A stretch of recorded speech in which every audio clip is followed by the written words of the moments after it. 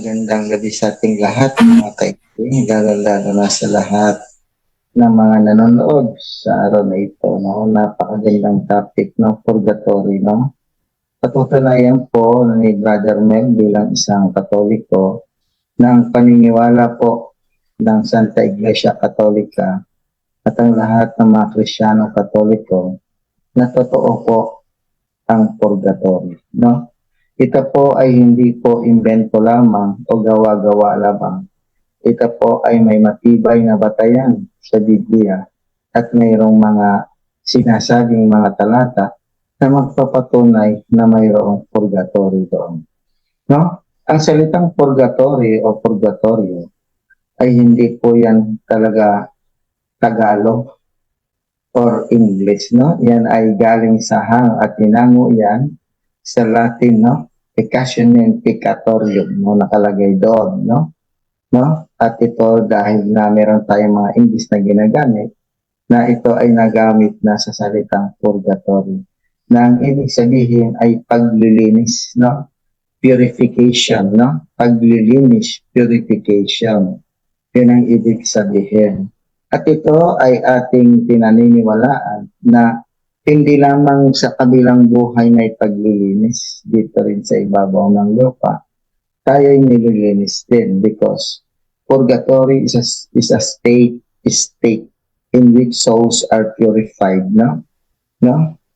Purified ang souls kasi ang isang taong mayroong bahid kasalanan na kahit anuman, no, na maliit, no, hindi niya makikita, no, at hindi siya banal, no, kasi tayo pag mayroong kasalanan na hindi tayo banal, hindi natin makikita ang Diyos. At sabi niya, kaya nga sabi ni Jesus, magpaka-perfect kayo, maging ganap kayo, be perfect as your heavenly Father is perfect.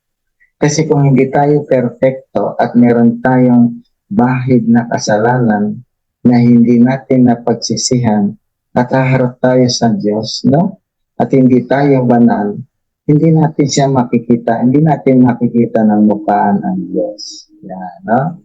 Nasa Biblia yan. Kaya nga inutos ng ating Panginoon, sabi niya, be holy as your heaven, be holy, no? Sabi niya, magpakabanal kayo sapagkat ako'y banal. Sabi nga sa sulat ni San Pedro, no? 1:14 hanggang 18, no? Nandun din, magpakabanal kayo. No? Sabi nga, basahin natin. Sabi nga, kaya tayo tinatawag sa pagiging banal. Kasi kung hindi tayo banal, hindi tayo pwede sa langit. No? Kasi doon, ayon sa sa Revelation chapter 22 verse 3, wala makikita roon na marumi o isinumpa. Kaya tinatawag tayo na sa kabanalan, no?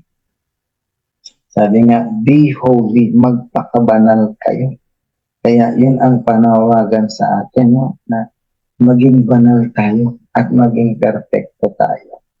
Dahil itong purgatorio na pinaniniwalaan ng Santa Iglesia Katolika, ito yung paglilinis na kung saan ikaw ay mayroong kasalanan na hindi naman hahantong sa kamatayan, ay ito yung ating pinagdarasal. Ayan yan sa Biblia, no? Hindi ko na ibabanggit yung talata.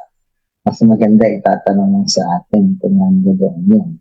Kaya ito nga yung sinasabi ko, it is a condition of existence. Purgatory is a condition of existence, no? At ito rin yung tinatawag na satisfaction, na kung saan tayo'y dadalisayin, no? Dadalisayin tayo at lilinisin tayo. Kasi hindi natin makikitaan ng mukhaan ang Diyos kung tayo ay mayroong marumi, no? Because God is perfect.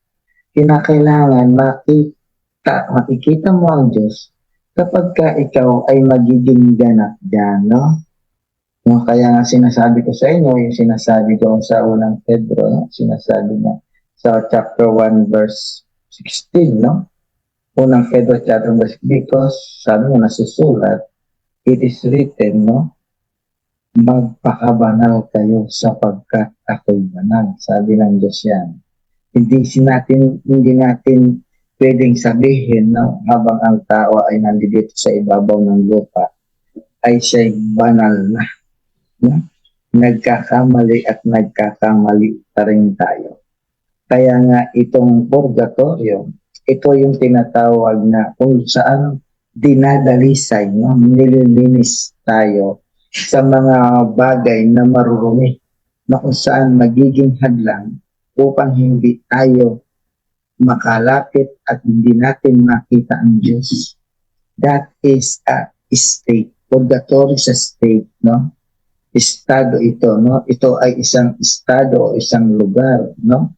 Yun po yung ating paniniwalaan, no? Sabi nga, uulitin ko, hindi makakapasok at walang makikita o masusumpungan doon sa langit na sinumpa o marumi. Kung ikaw ay mayroong kaunting kasalangang bahid at ikaw ay papasok sa langit, hindi ka pwede roon. No? Kaya itong purgatory ay ito ay yung process of purification ng Diyos.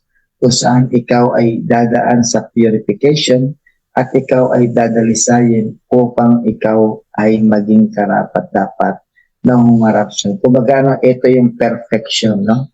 Purgatory, ito yung perfection na pamamaraan ng Diyos na lilinisin tayo para tayo ay makaharap niya. No? Ulitin ko, no? Itong purgatory ay isang purification process na kung saan kung tayo may mga kasalanang binyal na hindi napagsisihan, ay lilinisin at dadalisayin tayo upang tayo ay maging tunay na dalisay sa paningin at harapan ng Diyos. Ayan, na, yun po. At itong purgatory na to, na kini-question ng ating mga kaibay sa pananampalataya, no, hindi lang tayo mayroong bilit nito. Pati ang mga Hudyo, no, meron sila, no? Kasi wala, sa bagay, wala naman silang ginagamit sa Bible na yung Makabyo, no? No, si Judas Maccabeo do sa chapter 12, no? Judas Maccabeo 12:42 in the following verse. Meron doong ginamit na yung mga kasalanan na nakita nila doon na ano ay maaari pang dalisayan, no? Paniniwala yan ng mga Hudyo na merong pagdadalisay. So, para makita natin, ay babasahin natin. Sabi rito, no? Hindi lang po kami ang naniniwala doon. Even ang mga Hudyo ay merong ginagawang tinatawag na pagdadalisay. No? Ito ang ano ni Judas Maccabeo sa kanyang sulat.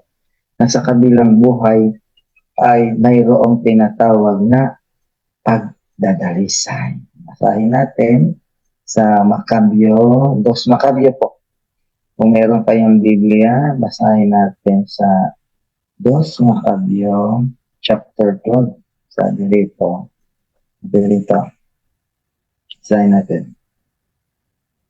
Ito. Nagpalikom siya ng mga kaloob, 43 ko na simulan, nagpalikom siya ng mga kaloob na umaabot sa halagang 4 na librang pilak at pinadala ito sa Jerusalem upang ihandog sa napantubos sa kasalanan. Ginawa ito ni Judas Maccabeo sapagkat naniniwala siya sa muling pagkabuhay ng mga patay. Kung hindi siya umaasa na ang mga patay ay muling mabubuhay, magiging kahangalan lamang ang ipanalangin pa ang mga namatay. Dahil buo ang kanyang paniniwala na ang lahat ng namatay na nanatiling makadiyos ay tatanggap ng gantimpala. Ginawa niya ang paghandog na iyon upang ang pagkakasala ng mga namatay na ito ay patawarin. Ayan, ha? Naniniwala ang mga Hudyo na mayroong purification process na nililinis na kasalanan doon sa kabilang buhay. No? Hindi po Katoliko or Christian Catholic ang naniniwala dito sa tinatawag na purification process ng kasalanang binyag, no? Kundi yung mga Hudyo. Tandaan natin, without Judaism, there is no Christianity. Dito naghugat ang Kristyanismo sa mga Hudyo o Judaism. Kaya sa bagay, itong Maccabeo na ito, hindi ito tinatanggap ng mga ibang mga sekta, no? Pero ito yung kasama doon sa nakano ng Bible. No? So, dapat po bilang mga Kristiyanong Katoliko, pinaniniwalaan natin na sa kabilang buhay, kinakailangan kapag tayo ay pumanaw sa buhay na ito at tayo ay haharap sa Diyos, kinakailangan tayo ay holy.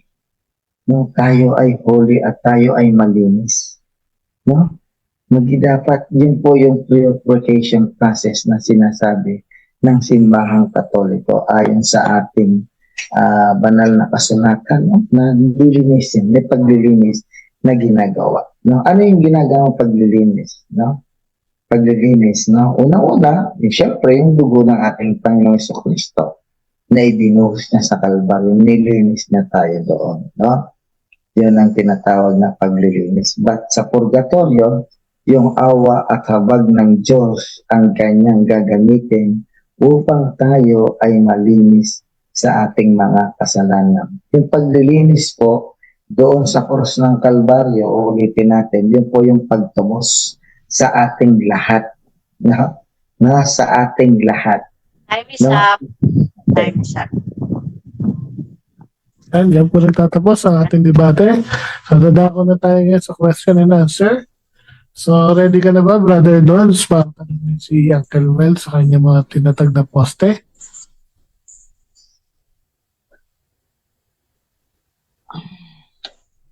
Okay po.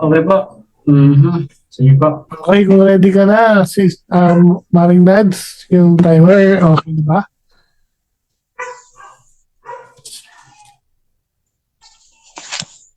Sorry, nakamute pala ako. Okay, for 7 minutes para sa cross exam. Time start now. 10 Okay, minutes salamat yan, po. sa 10 minutes. Wait. 10 Ay. minutes and tama, 7 minutes pala. Sorry. Go ahead. 7. Okay, sige, balik ko. Okay? Time start now. Okay, salamat. Ang una kong tanong, kaibigan, Richard, doon sa pinasa mo sa Macabeo, meron bang binabanggit doon na purgatorio? Okay. Kung letra por letra ang hahanapin mo, dahil Tagalog ang ginamit ko, wala. No?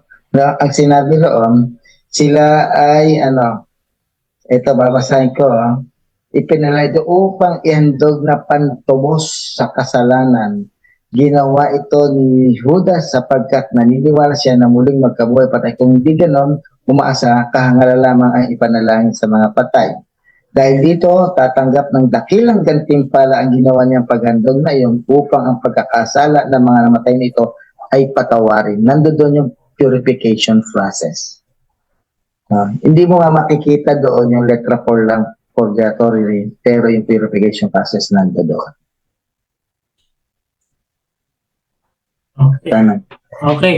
Ito, susunod kong tanong. Sabi mo, Tagalog yung binasa mo, doon sa Macabeo. Kung babasahin mo na sa Latin, kasi Latin yung sabi mo kanina na hango ang purgatorio. Doon ba sa aklat ng Macabeo na binasa mo, meron bang purgatorio or purification doon na nakalagay yung litra? Wala nga, gaya ng sinabi ko, wala nga. Pero yung doon, yung tinasabing na ito ay paghahandog na gagawin upang ang pagkakasala ng namatay ay patawarin. Ibig sabihin, sa kabilang buhay may pagpapatawad pa ng kasalanan. That is a purification process. Dahil ito ay nagkasala, pantubos sa kasalanan. Ibig sabihin, kapag tinubos ka yung kasalanan, ibig sabihin, may paglilinis na nagaganap doon sa pagtubos ng kasalanan. Kagaya ni Kristo, tinubos tayo ng kanyang dugo, may linis tayo ng kanyang dugo dahil tinubos tayo. May paglilinis. Yun ang sagot ko. Next question. Okay. Next question po. Sabi mo may pagpapatawad ng mga kasalanan doon sa kabilang buhay. Ibig po sabihin, kaibigan, meron pang pagsisisi after death? Okay. Ang sinabi ko pagpapatawad, hindi pagsisisi. Iba yung tinatawag nating repentance. No? sa pagsisis. Ay, iba yung sinasawag natin na, ano tawag dito? Ano ba yun sa Tagalog? No? Kasi pag ikaw ay namatay na, halimbawa, buhay ka pa, pwede ka mag-repent. Pero pag namatay ka, wala nang pagsisisi. No, wala na. Yun ang sabi ko, no? Ulitin ko, no? Pag ikaw ay nabubuhay, pwede ka pang makapag-repent.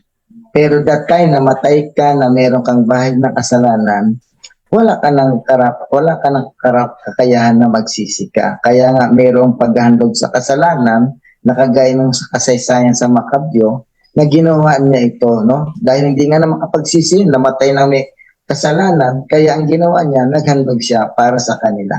No, gumawa ng paraan si Judas Macabeo na mayroong pagbabayad sa kanilang kasalanan. Okay. Sandali lang, clarification lang. Ilang minuto ba o ilang segundo yung pagsasagot natin, mga kapatid? Meron. Ronash, Meron. Segundo. Ilang minuto? Ilang segundo? 20 20. seconds. 20 seconds. Sige po. Okay, ang susunod kong tanong, saang dako ang purgatorio o lugar ng paglilinisan? Kaya sabi mo, lugar ito ba ay nasa langit, nasa lupa, o nasa ilalim ng lupa? Ito ay isang estado. Kaya na sinabi ko, it is a state, no? It is not literally place. It is a state in which souls are purified after death from venial sins, no? Tandaan natin, even ang langit is a state, even ang hell ay state, no? Ito ay estado, no? Yun ang sagot ko. Next It question. is a state. Okay po. So, ibig mong sabihin, meron ka bang reference dyan, Brad Melchor, sa Catholic nasisisin nyo dyan, na ang purgatorio ay hindi lugar, kundi state lang? Unang-una, kaya ang sinabi ko, it is a state or place in which souls are purified. Kaya nga merong or, pero nauna yung state, no? Merong or, state or place in which souls are purified after death from venial sins by suffering, no? Ngayon, kung lilitarin mo na ito ay place kung saan matatagpuan, hindi, no? No? Kaya nga sinabing estado, kalagayan. Okay, salamat, Mr. Kevin. last 2 minutes. So, ang susunod kong tanong, anong talata mababasa sa Latin o sa anumang batayan mo dyan sa Bible ang salitang purgatorio? Okay, gaya ng sinabi ko doon sa peccationem peccatorem, nandoon yun sa Hebrew chapter 1, no? Kung babasahin natin, nandoon yung peccationem peccatorem, nandoon. Ito yung paglilinis. Gusto mong basahin natin sa Hebrew tuloy. Ito, basahin ko para mas maganda, no? Stop the clock dahil gusto niyo mababasa. No? Sige Nandito pa, yung sa okay lang? kasi friendly naman ito, mabait ang tono ni Barbilcher. Sige. Basahin natin sa Hebrew, no? Hebrew 1, no? Sabi dito, eto.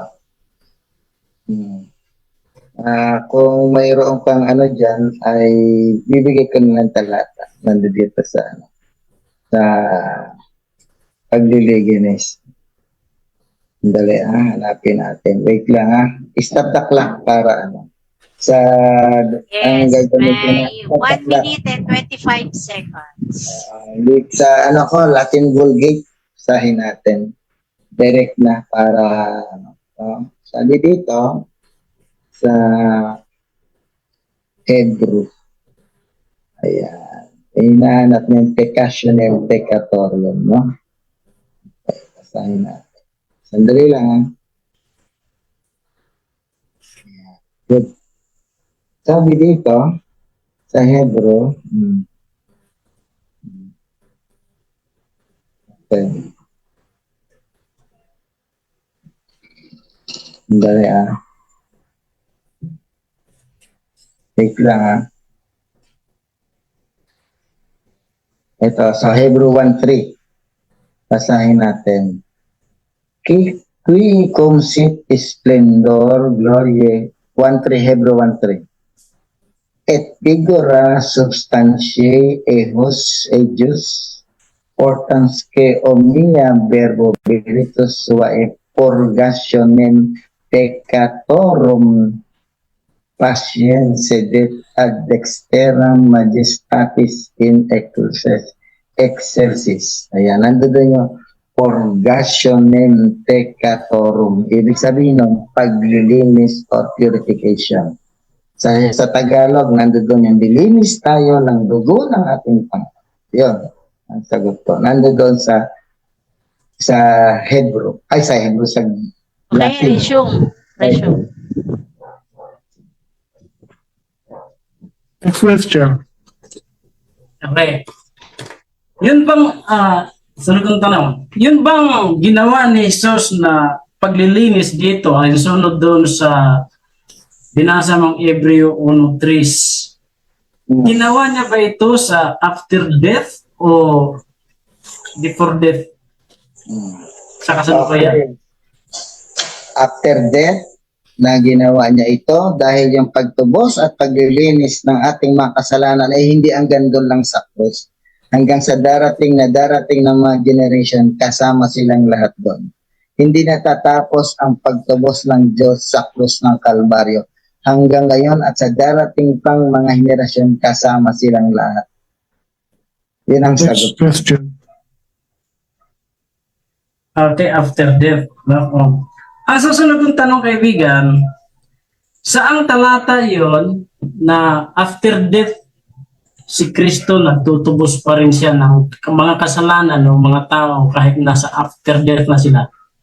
Pagkatapos si Kristo mamatay, di ba, tinubos tayo sa ating kasalanan, patuloy po yun dahil ang awa, grasya at Hindi po, biyaya talata po bro, ang inaano ko po, isang talata na kahit after death ay si Kristo ay nagtutubos pa rin, naglilinis pa rin sa ating mga kasalanan. Okay. Okay, babasahin ko ha, natutubos pa rin, no? Hanggang sa panahon ngayon, no? Okay, basahin natin. Kasama tayo After lahat. death po.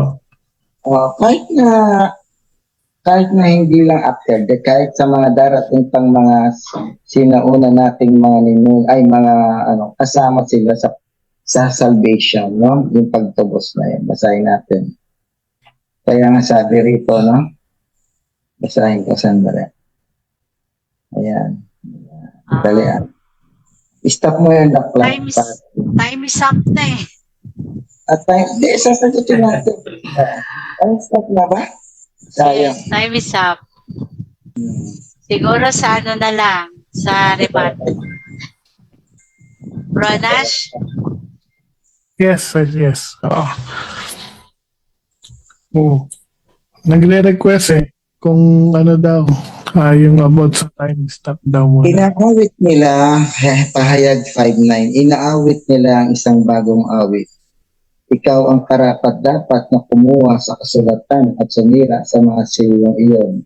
Sapagkat pinatay ka, past tense na to, at sa pamamagitan ng iyong dugo, tinubos mo ang mga tao para sa Diyos mula sa bawat lahi, wika, bayan at mga bansa. Lahat. Yan na, lahat yan. Mula sa bawat bayan, lahi, wika at mga bansa, tinubos tayong lahat. Yan ang sagot ko, pahayag 5:9. Hindi lang sa krus na ay bago natapos, mula sa lahat ng dako. Kasama yun. Okay. Next question. Ronash? Time stop na. Okay na? Okay na. So, Okay na. mag-stand na yung ano. Okay, sige. Doon naman tayo sa negative side, no? Sa panig ng negative na si Brother Dodds. Si Maring Nads, ready na ba yung 10 minutes natin? Okay, Bro Dudes, ready ka na po? Okay na po, ready na po sis. Okay, so your 10 minutes, time start now. Okay, magandang gabi po. Ang kapayapaan po ng Diyos ay sumatin po mga kaibigan. At salamat sa Diyos sa pagbibigay niya sa atin ng isang mabuting pagkakataon na tayo po ay mag-uusap-usap ng ukol sa mga pananampalataya natin sa ikaliligtas natin mga kapatid. Naway makarating tayo sa pag-aaral ng katotohanan na magpapalaya sa atin mula sa mga kamaliyang aral at sa anumang kasalanan mga kapatid. No?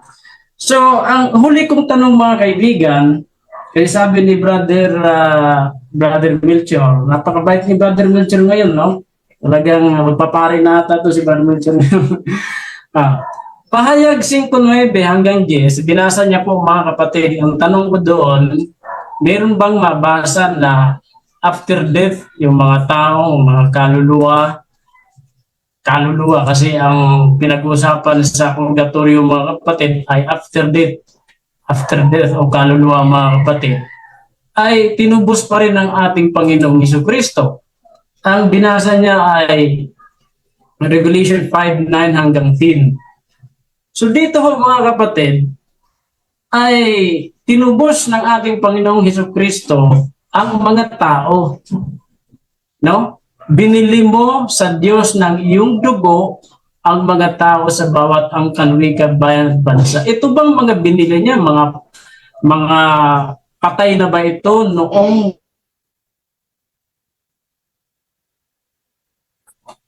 mga buhay ito mga kapatid, mga sumampalataya sa ating Panginoong Jesucristo.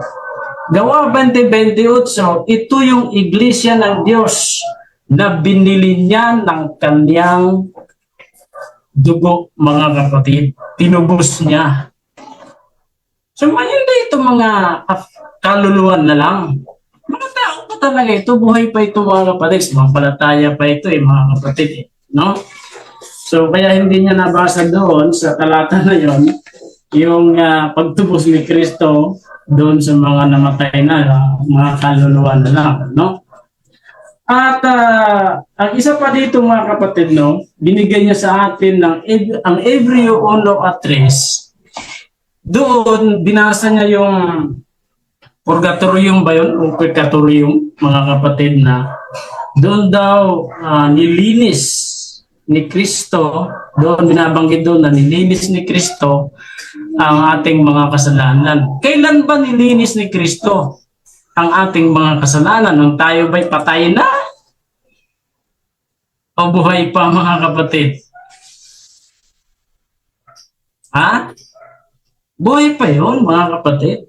Hindi po patay ka na nilinis ni Kristo. Palibhasa ay siyang sinag ng kanyang kaluwalhatian at tunay na larawan ng kanyang pagkadiyos at umaalalay ng lahat ng mga bagay sa pamamagitan ng kanyang kapangyarihan, ng kanyang magawa na ang paglilinis ng mga kasalanan. Kasalanan nino? Ng mga taong sumampalataya sa kanya, buhay. Hindi ito after death, mga kapatid. Kaya yung sinasabi niyang process of purgatorium, no? Dito sa lupa, buhay ang mga taong ito. Hindi ito after death mga kapatid. Ang doktrina ng Iglesia Katolika mga kapatid sa purgatorio, paglilinis sa mga kaluluwa after death. No? Andito sa Catholic Catechism nila mga kapatid, sa anong chapter to? Nasa chapter 3, paragraph 1031 hanggang 32. Mababasa niyo po yan.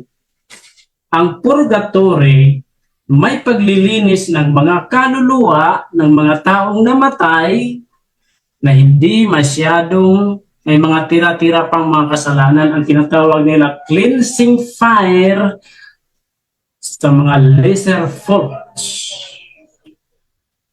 Basahin ko po. 1031.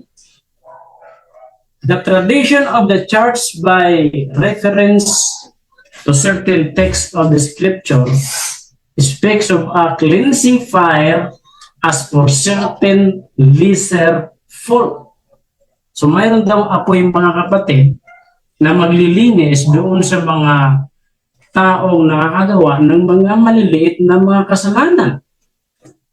The church gives the name purgatory to this final purification of the elect, which is entirely different from the punishment of the damned. So, maliwanag po ang sabi doon mga kapatid na ang purgatorio ay dako ng purification, sabi sa kanilang catechism, sa pamamagitan ng cleansing fire. Tapos ang sabi ni Brad Wilcher kanina mga kapatid, doon ang wika sa purgatorio, ang habag at awa ng Diyos ang lilinis doon. So ngayon, hahanapan natin ito mamaya kung meron ba ito sa catechism yung sinasabi niya na doon sa purgatorio ang maglilinis ay habag at awa. Kasi ayon sa catechism nila, cleansing fire ang andoon. Hindi lang siya gumamit ng mga talata na inaasahan ko kasi hindi naman siya naniniwala na lugar yon. Siya ay naniniwalang process of purification. Tama naman po yun. Yung purification is the process of sanctification, proseso ng pagpapakabanal. At yan ay mangyayari dito sa lupa habang tayo ay buhay pa mga kapatid.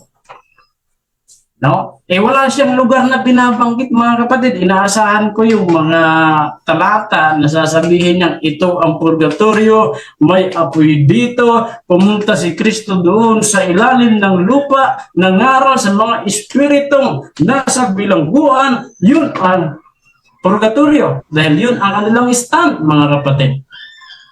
Bakit ko po alam? Kasi sinuri ko po yung kanilang mga ginagamit na talata. Maraming mga CFD ang nagpo-post ng mga ganyang teksto.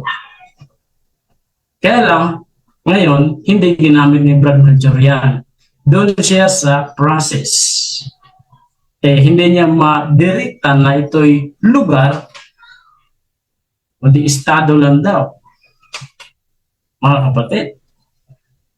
So, hindi natin masisisi si Brad Wilson kasi mayroon namang papa din sa Roma kasi na si Francis na ang purgatory daw ay process. Sabi niya. Ang purification, yung purga, mga kapatid, yun yung process, paglilinis. Kasi pag sinabi mong purgatory, tumutukoy talaga yan sa lugar. Lugar ng paglilinisan, kung saan ka maglilinis mga kapatid. Yan po ang purgatory. Purga, purge sa English, paglilinis, purification. Pero pagkasasabihin mong purgatory, abay tumutukoy ka na sa isang lugar ng paglilinisan mga kapatid. So dapat may intindihan ni Brother Melchor na mayroon talagang lugar. Kaya tinatanong ko po mga kapatid siya na kung saan ba yung lugar ng purification. Last 2 minutes. Kasi, opo, salamat po. Kasi kung process lang yan, tama naman. Kasi si Kristo, purify tayo ng dugo. Sabi niya kanina, tama yun. Sabi ni Kristo, kayo'y malinis na sa pamamagitan ng ating mga salita. Kaya lang inaasahan ko, i-stand ni Brother Melchor yung mga tira-tirang kasalanan.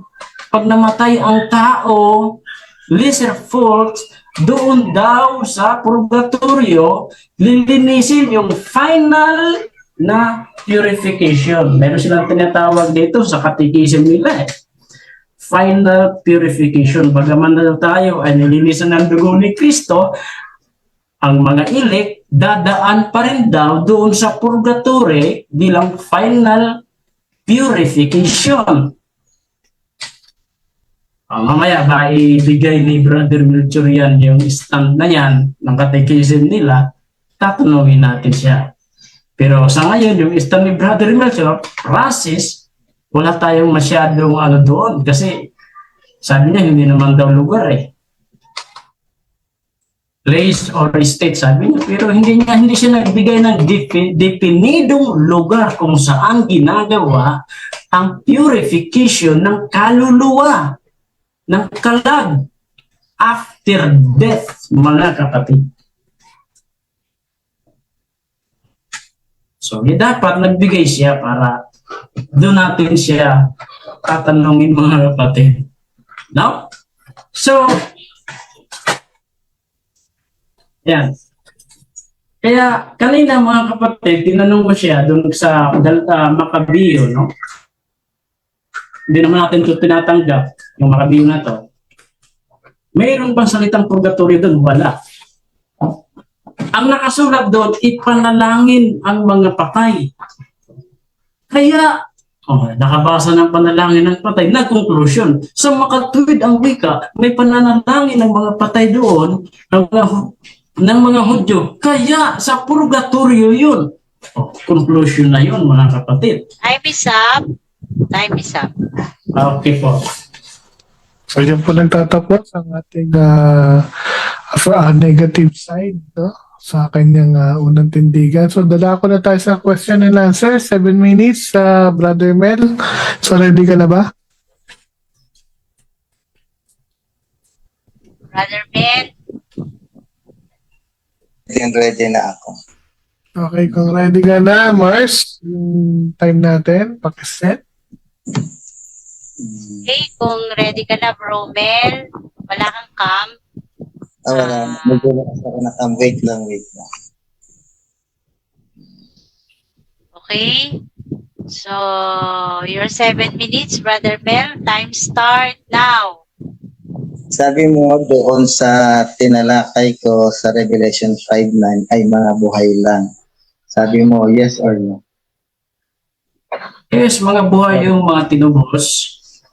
Mga taong hindi lang, meron po tayo atang 20 seconds, no? So, yun yung mga tao na sumampalataya sa Kanya mula sa iba't ibang lugar, no? So, mga buhay yun nung tinubos. Kasi hindi ka naman makapasampalataya kung patay ka na, yung kaluluwa mo lang, hindi.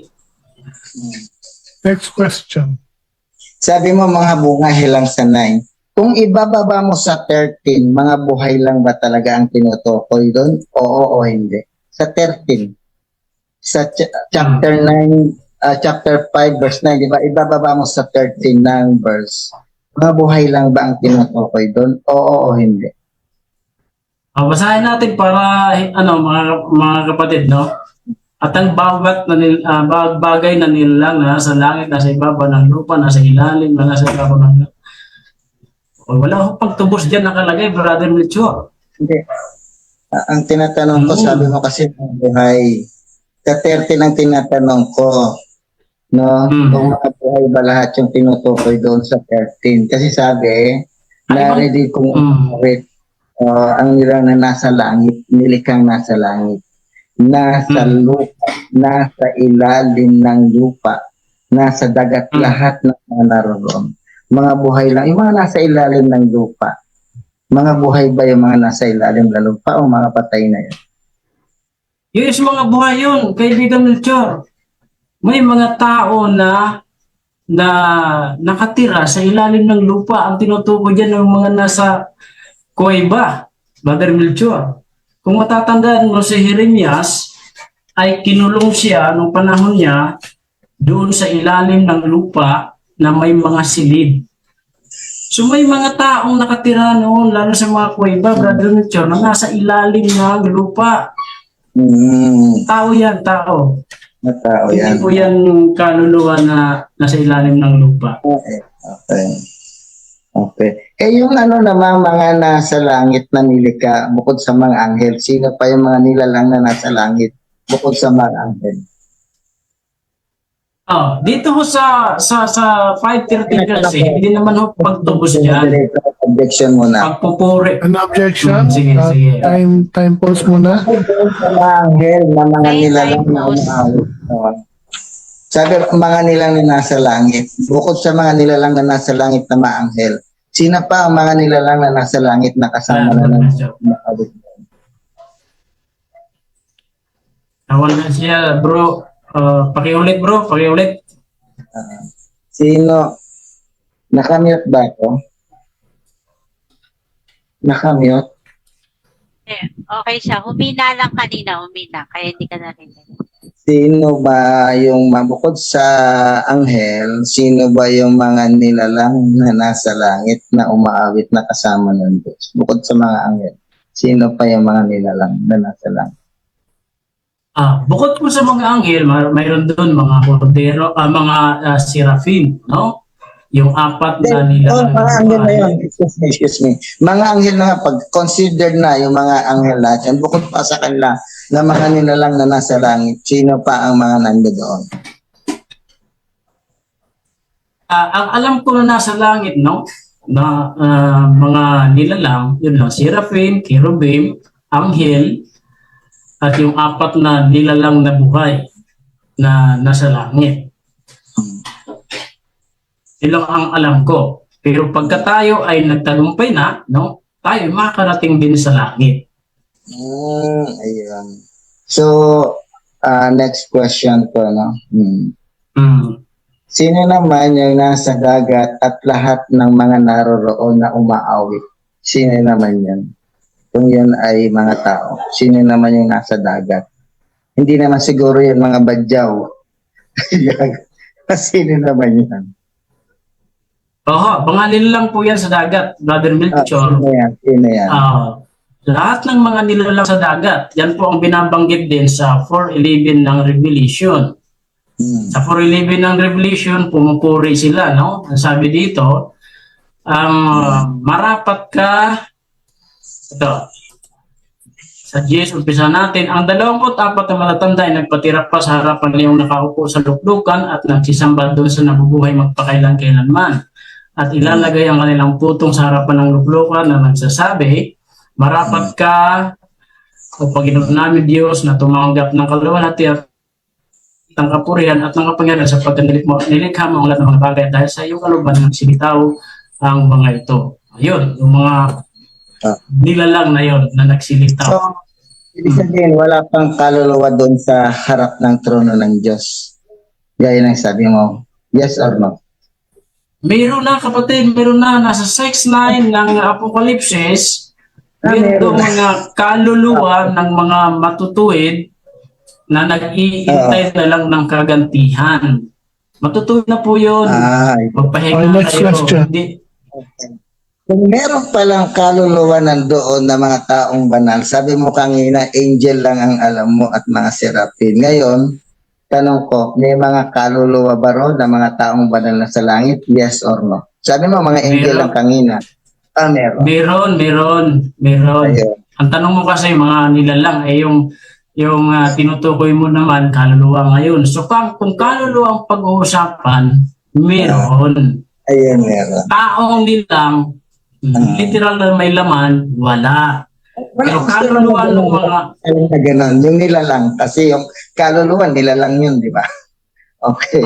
Kasi ang iniisip ko, yung mga physical na, may kasamang mga katawan. Yan. So, ito, kaluluwa, meron tayo. Nasubukan kong wika sa ilalim ng dambana ang mga kaluluwa ng pinagutan ng ulo. So, meron doon. Meron. Bukod sa mga anghel, tanong, may mga kaluluwa na pala doon na mga taong banal. Tama? Yes, meron na. Hindi lang anghel. Amen? Hindi lang anghel. Hindi lang anghel, may kaluluwa na doon. Pero yung mga kaluluwa na yun, sandali lang bro. Yung mga kaluluwa na yun, Post time. Post time. Romel, sumasagot mo Uncle yan. Mel, patapusin muna natin siya sumagot din. Sige, okay, salamat. Salamat po. Salamat po. Yung mga kaluluwa ng mga banal na yun ay tapos na silang malinis. Dumaan na sila sa purification nung sila'y buhay. Kaya nga pinatay sila pinugutang sila ng ulo Yan ang pinugutan ng ulo dahil sa pagpapatutuo sa ating Panginoong Hesukristo. Okay, so, Ah, So, Carmel, next question. So, mayroon parang paglilinis ang ginagawa ang ating Panginoong Diyos bago sila papatuloyin sa langit. Gaya ng sinabi mo, meron wala. meron po, meron. Ang sagot natin dyan, ang paliwanag, yun nga pong mga tao na sumampalataya at nagsisi sa ating Panginoong Hesukristo, buhay yun na buhay, hindi sila patay. Mga buhay, tinubos, nilinis ng ating Panginoong Hesukristo. Sabi niya, kayo'y malilinis na sa mga alagad, buhay yan, hindi yan mga kaluluwa, sa pamamagitan ng salita na aking sinalita. Doon tayo. Sige. Next question. 1 minute. Ilan? 1 minute. 1 minute.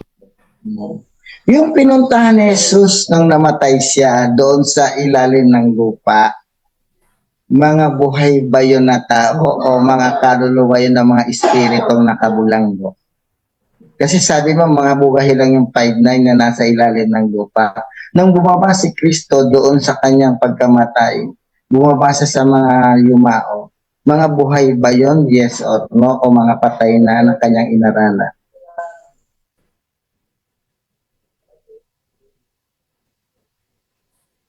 Brother Dudes?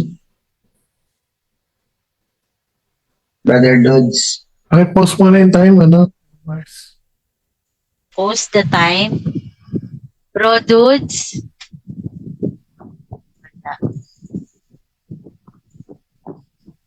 Ayan, nawala.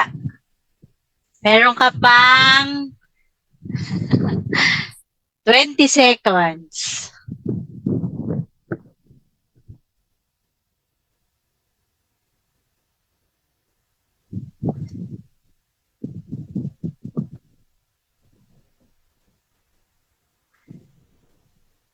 Nawala si Bro Dudes.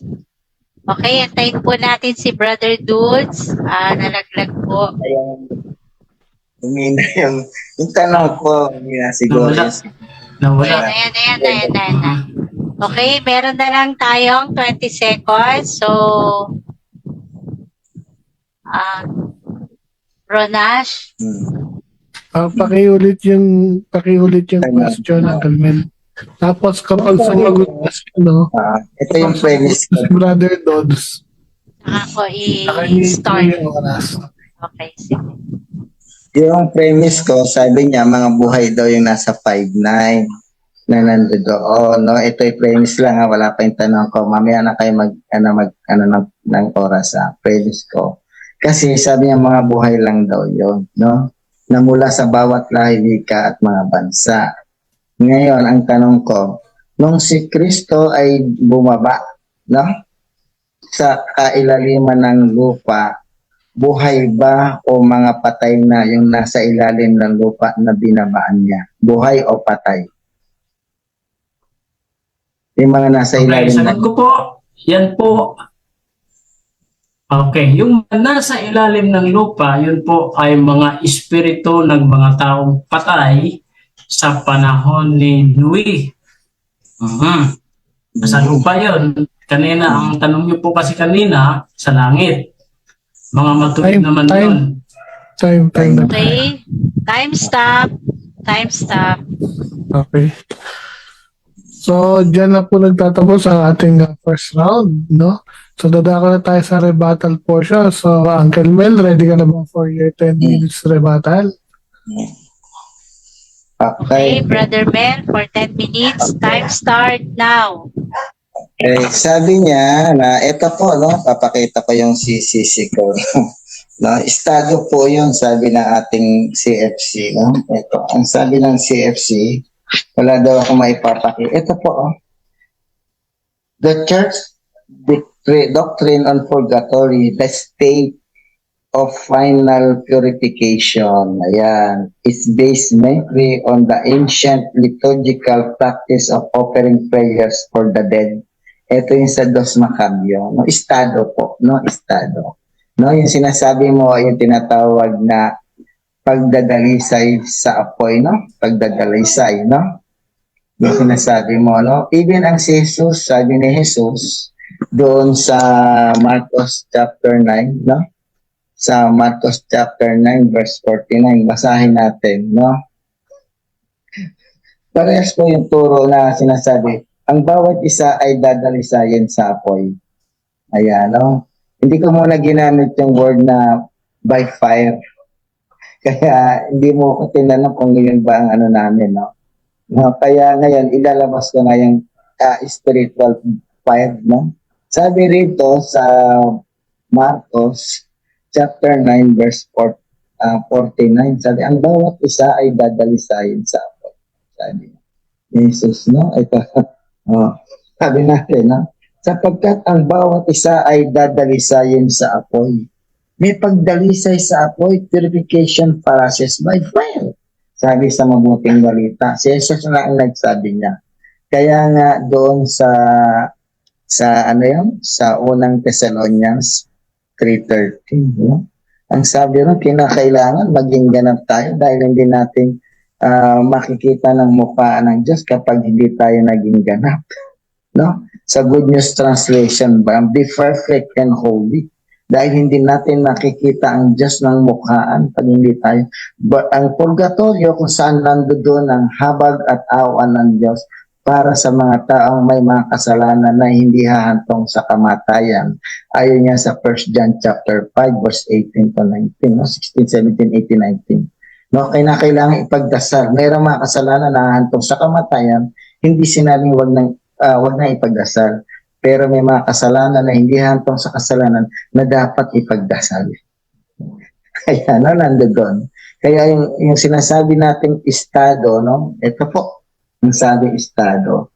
At yung sinasabi naman ng aming CCC, ito naman, meron akong CCC. Ang ginawa na ating kaibigan si Brother Dudes, ang binasa niya yung sa taas lang, ay yung sa baba. Pero yung sa taas, hindi niya ibinasa. Sabi nito, walang sino man ninais, basahin natin, no? Dito sa purgatory, sandali. Hanapin natin. Sabi rito, ang mga namamatay sa grasya, ayan, grasya, grace, sabi ko, by mercy and by grace of God, no? Ang namamatay sa grasya at pakikipagkaibigan sa Diyos, meron no? Subalit, di paganap ang pagkalinis, bagamat tiyak na ang pagtatamo ng walang hanggang kaligtasan, ay nagdaranas pa pagkamatay ng isang paglilinis hanggang sa makamit niya ang kabanalang kailangan para makapasok sa kaligayahan sa langit. Tama yung sinabi ng 1 Thessalonians 3:13, no? Be perfect and holy tayo dahil hindi natin makikita ng mukha ng Diyos. Tama na yung sinasabi ng CCC na nandoon yung grasya ng Diyos.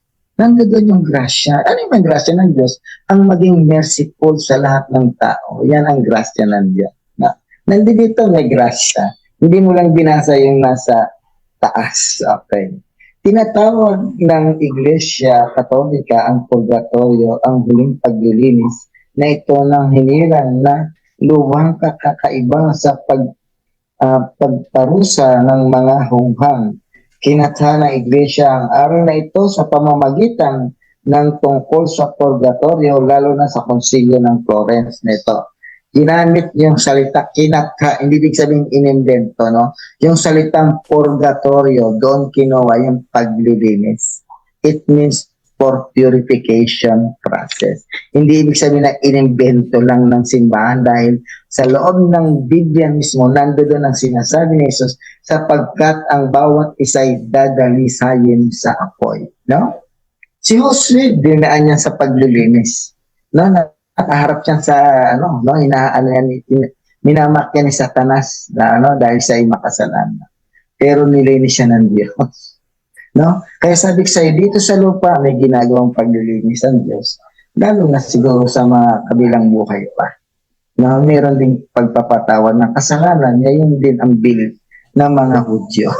No? Kaya yung sinasabi mo sa akin kanina, walang mababasang purgatorio doon sa Dos Macabeo natural, hindi naman gumagamit ang mga Hudyo ng terminong purgatorio that time. Ang simbahang Katoliko ang gumamit ng word na purgatorio. Hindi si Judas Macabeo. Kaya hindi mo yun pwedeng hanapin doon. Nandoon lang yung konsepto na kung saan kinuha yung tinatawag na pagpapatawad at paglilinis ng kasalanan. Kaya sinabi sa akin, wala doon. Bakit? Konsepto yun ng mga Hudyo. Hindi yun sa Katoliko. Okay, sinabi ko wala doon, no? Yung pamamaraan ng prayer for the dead na ang kasalanan, nandoon kinuha ng simbahang Katoliko yung prayer for the dead sa mga Hudyo. Kaya kung hinaanapan mo kung nila meron bang purgatorio doon, natural, sinabi ko wala. Bakit? Yun ang konsepto ng mga Hudyo, hindi naman konsepto ng mga Katoliko. No, yun po yung sagot ko kanina na dapat nating i-clarify. Ayan, no? Si Josue dumaan yan sa paglilinis, no? Minamak siya ni Satanas. Basahin natin, no? Nakipaglilinis, no? Ito.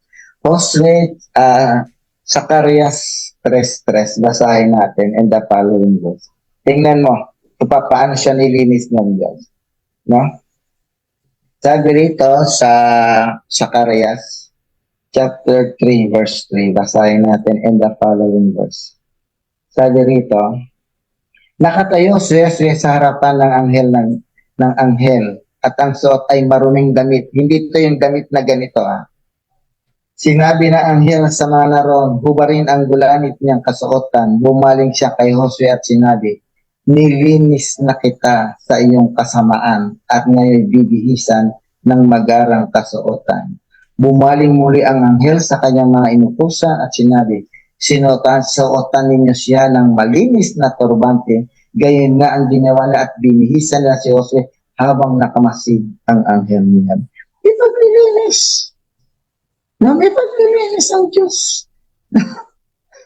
Kaya sabi sa purgatory is a state, no? Hindi mo yan sasabing literal yan. It is not literally a place. It's a state. Kaya nga nilagyan it's a state or place in which souls are purified. No? Nandiyan dyan, no? Ganyan din si Isaiah. Nilinis din niya ng Diyos, no? Bagamat buhay pa yan. Kaya sabi ko sa iyo, yung stand ko kanina, may paglilinis dito at may paglilinis din doon sa kabilang buhay. No, kaya nga itong paglilinis na purgatory ay estado. Basahin natin sa Isaiah, no? Ito rin, nilinis din sa Isaiah. Kaya mayroong purification process, no? Sa Isaiah chapter 6, no? Verse 1, sabi dito. Sa lakas na lang tinig 6:1 and the following verse. Support ko na unahin, babasahin. Nayunig ang mga pundasyon ng templo at sinabi ko, kawawa ako sapagkat ako'y isang makasalanan at mula sa isang lahing makasalanan. Mapapahamak ako sapagkat nakita ko ang hari niya, si Yahweh, ang makapangyarihan sa lahat. Last 2 minutes. May isang siraping sumipit ng baga mula sa altar, lumipad patungo sa akin. Idinampin niya ang baga sa aking mga labi at sinabi, ngayon na identifikan sa iyong labi, pinatawad ka na at nilinis na ang iyong mga kasalanan. Mayroong paglilinis ng kasalanan. That is called purgatory. It is a condition of existence. Kaya nga ang ginamit niyan ay state. Purgatory is not literal a place. It is a state or place. No, hindi ito talaga literal. Kaya kung hahanapin natin yung kung saan yun, natural, hindi ko matutukoy dahil ito ay estado. It is a condition of existence. Okay? Dapat alam natin yon. Ngayon, ito naman yung paglilinis ng apoy, gaya ng sinabi ng aming CCC. Kung meron kang chapter 4 dyan na Isaiah sa King James Version, ganito ang sinasabi, no? Sabi, labasan ko sa King James Version. Sabi dito, when the Lord shall have washed away the filth of the daughters of Zion, and shall have food the blood of Jerusalem from the midst thereof by the spirit of judgment. Kaya, no? Nakita mo? Meron talagang paglilinis. Nandito yung salitang food to purify, to food to cleanse, no? Nandito. No? O ibabasahin sa ibang, sa ibang tawag dito, sa Tagalog na pagkakasali ng KJV. Babasahin ko para lalong maintindihan. Sabi dito, pagkahuhugasan ng Panginoon ang karumihan ng mga anak ng babae nang siyang lilinisin ang dugo ng Jerusalem sa gitna ng bayan sa pamamagitan ng bisa ng katulan at sa pamamagitan ng bisa ng paglilinis by the spirit of judgment and by the spirit of fact. Kita mo na, meron. Kaya yung salitang Time is up. ginamit ka ng Time is simbahan. up. Ayan, dyan po nagtatapos ang ating rebuttal ng affirmative. So, dadako na tayo sa question and answer. Brother Dodds, ready ka na ba for your 7 minutes? Okay. Okay po, bro. Sige na po. Okay, kung ready ka Okay. na, Mars. Okay, Brother Dudes, your time start now. Okay. Ang tanong ko, Brother Melchor, binanggit mo kanina, tinanong mo sa akin yung binabaan ni Kristo nung siya'y namatay. Si Kristo, alam natin na bumaba siya nung siya'y namatay doon sa karsil o kulungan. Tanong ko sa iyo, yun ba ay purgatorio? Yes, dahil ayon sa mga theologians, no, merong mga katawagan doon. Tinatawag itong purgatory. Tinatawag din itong limbo of the fathers. Tinatawag din itong Hades sa iba pang termino. Yun ang sagot ko. Ayon yan sa mga theologians, hindi lang Catholic theologians, even Protestant theologians, they call it that. Yun ang sagot ko. Okay, salamat. No? Sabi mo, yun ay ang dako ng purgatorio, yung binabaan ni Kristo. Tanggap mo ba na yung mga nandoon sa lugar na yon, sa kulungan na yon, ay mga espiritu ng mga taong suwain sa panahon ni Noe? Yes, at hindi lang sa panahon ni Noe, hanggang sa panahon ng tinubos tayo sa ating mga kasalanan during that time. Kaya sabi sa'yo, mula sa bawat lahi, wika, lipi, tinubos tayo. Hindi lang dun sa time na sila lang ang tinubos, lahat, no?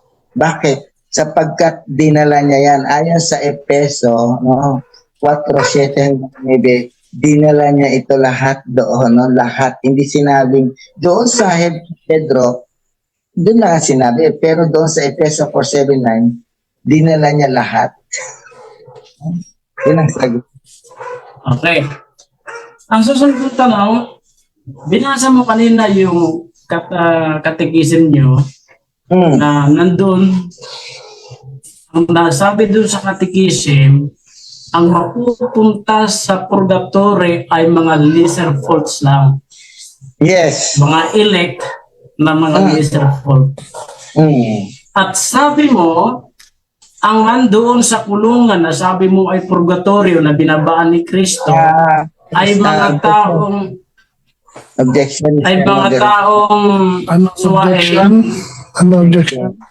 Hindi ko sinabing literary na purgatorio yon. Sabi ko, ang mga theologian, even Catholic and Protestant, they call it purgatory.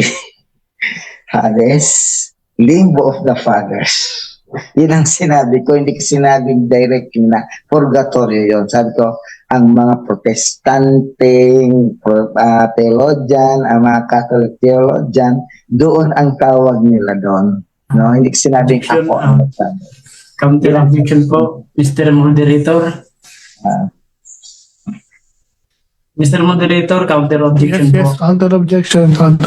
Sorry, nakahangit ako.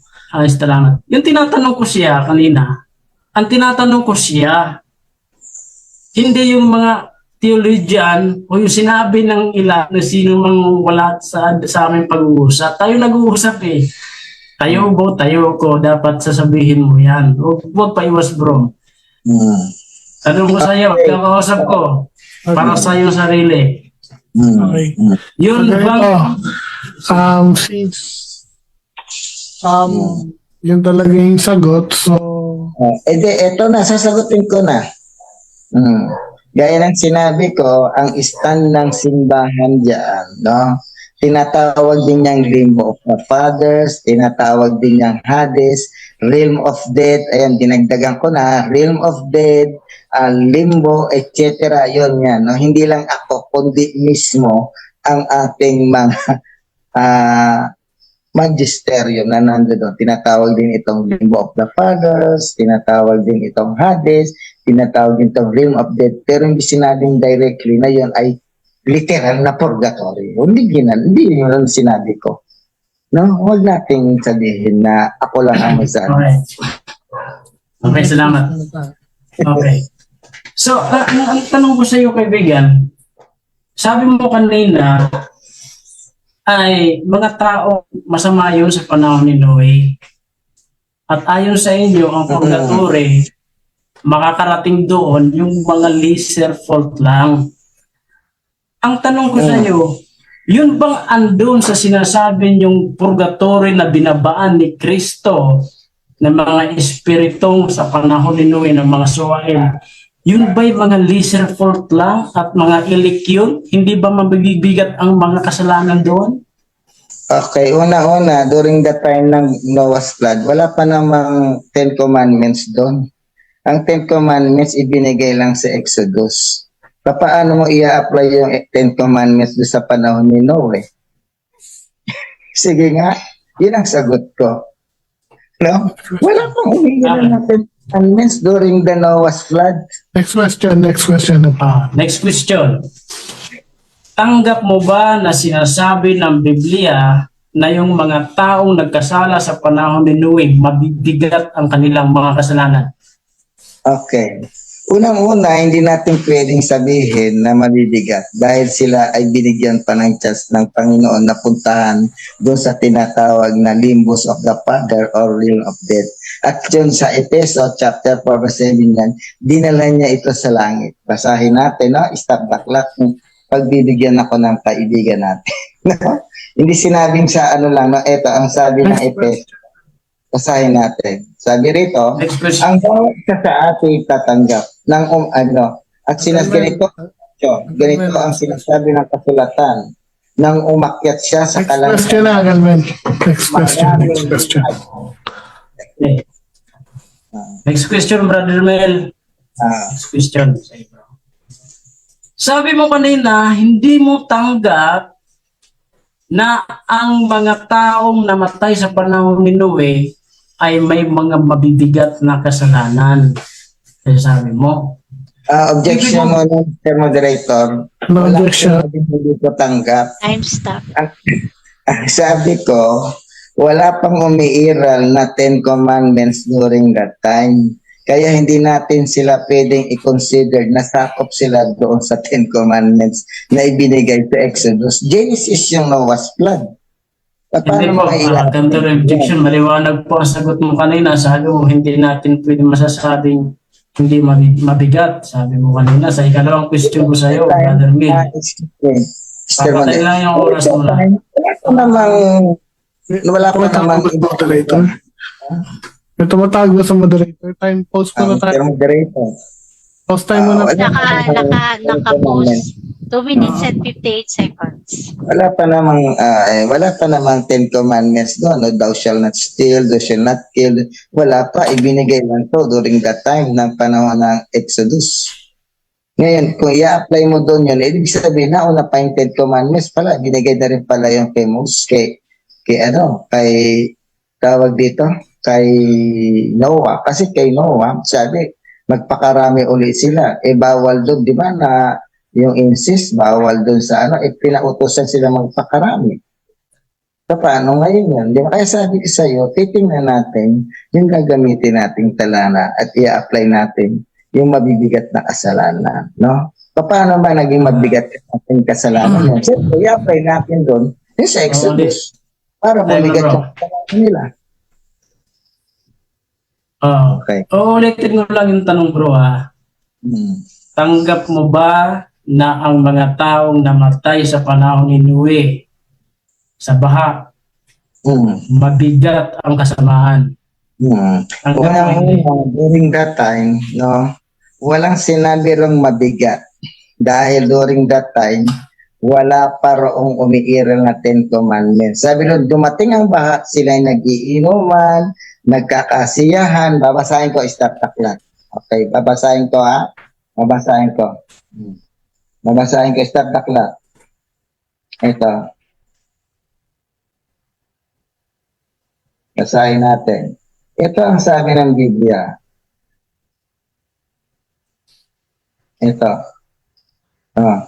Ang mga tao nooy nagsisikain, nagsisiinom at nagsisipag-asawa hanggang sa araw na sumakay si Noe sa barko. Dumating ang baha at namatay silang lahat. Nagsisipag-asawa, no? Nagpapakasal siguro, nagsisipag-asawa. Nagiinuman, no? Nagsisikain. Next question. Paano sabing mabigat yun? Next question. Sinabi ni Kristo. Sa Mateo 24:39 din. Next question. Okay. Okay. Sige, salamat. Salamat sa tanong sa sagot, Brother Bill, no? Ang susunod kong tanong sa iyo, kaibigan, si Kristo ang bumaba doon sa kulungan, no? Nang sabi mo ay purgatorio. Ay, Mr. meron Moderator, objection. Ano objection?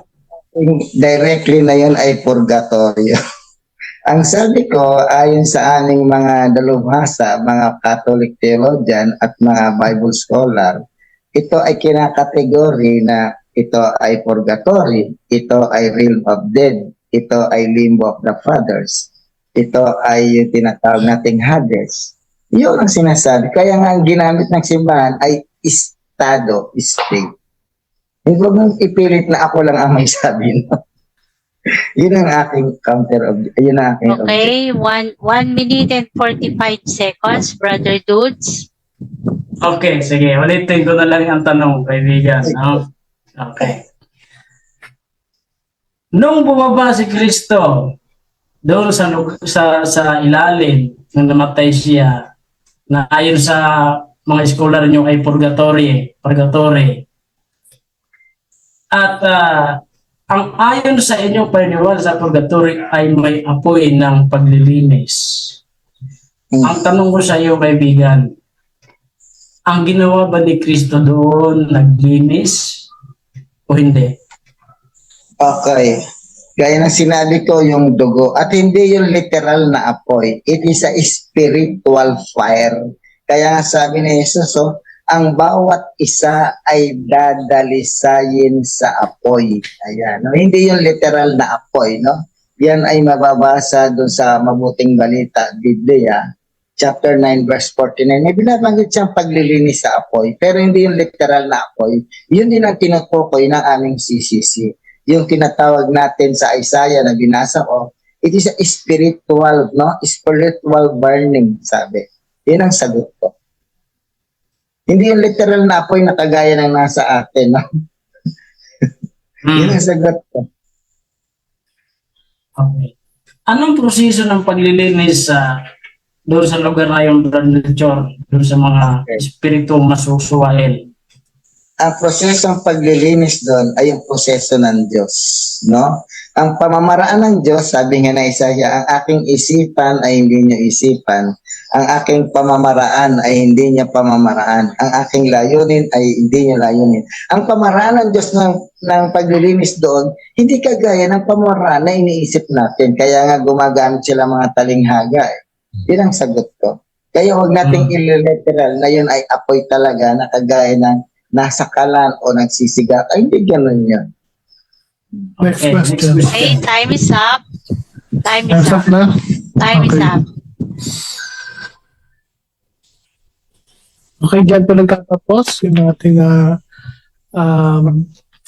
rebuttal ng affirmative. So, dadako na tayo sa rebuttal naman ng ating sa rebuttal ng ating negative.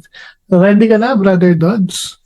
Sige po, Mr. Moderator. Okay, Brother Dudes, your 10 Okay, so ready minutes. ka na. Okay. Time start now. Go ahead. Okay, salamat po. Timer. No, mga kaibigan, mga kabayan, no. ang aking tinatanong kay Brother Melchor kanina ay yung binabaan ni Kristo, binabanggit doon sa unang Pedro 3:19 o 18 hanggang 20, mga kapatid. Yaon ay mga espiritong suwael sa panahon ni Noe. Basahin natin, mga kapatid, para makita natin kung ito ba talaga ay tama ba yung sinasabi ng kanilang mga dalubhasa. Uno, na ito ay purgatory, kasi ayaw niyang i-direct na sampalatayanan na yun ay literal na purgatory, mga kapatid, no? So basahin natin. Na yan din ang kanyang iniyaon at nangaral sa mga espiritong nasa bilangguan. Sa 20, na ng unang panahon ay mga suwael na ang pagpapahinuhod ng Diyos ay nanatili noong mga araw ni Noe. Samantalang inihahanda ang daong na sa loob nito'y kakaunti sa makatuwid ay 8 kaluluwa ang nangalig.